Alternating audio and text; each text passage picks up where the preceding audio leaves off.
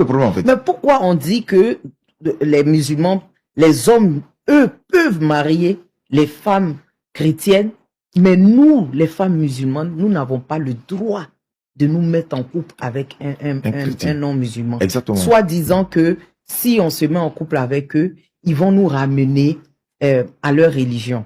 Mais on a beaucoup de couples aujourd'hui qui n'ont pas changé de religion pour autant. Effectivement. Qui sont ensemble, tout va bien. Oui, c'est ce que je suis en train de dire. Tout va bien, certes, mais il y a quelque chose qui ne va pas. Qu'est-ce qui ne va pas? C'est que chacun sait, au fort intérieur de lui, que l'autre n'aura pas le salut. Mais qu'est-ce qui vous dit que vous avez la science infuse?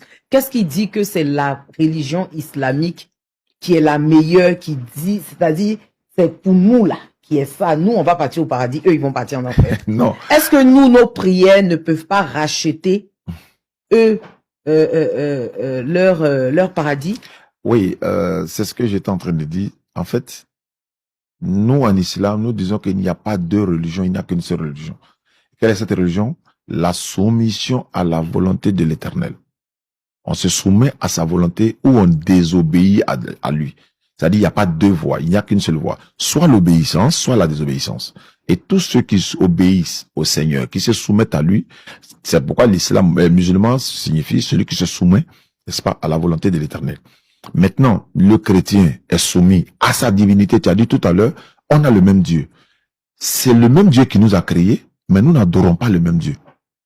C'est la même divinité qui nous a créés, mais on n'adore pas la même divinité. Pour quelqu'un qui adore Jésus ou qui vénère Marie et que moi j'adore Allah et l'autre adore par exemple Bouddha, etc. On peut pas avoir la même divinité dans l'adoration, mais c'est la même divinité qui nous a créés parce qu'il est unique dans la création. Maintenant, quand on est sur la terre, il y a une divergence sur, bon, non, lui, il n'est pas, il n'est pas. Ça, c'est une divergence. Côté mariage également, c'est pareil. C'est comme par exemple, tu as 10 enfants et puis bon, chacun a sa religion. Mais toi, le père, tu as ta propre religion auquel tu crois et tu n'apportes pas les preuves que c'est la meilleure.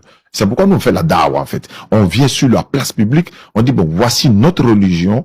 C'est Allah qui nous a appelés musulmans dans le Coran. C'est lui qui a donné le nom à l'islam. Le nom du Coran est dans le Coran.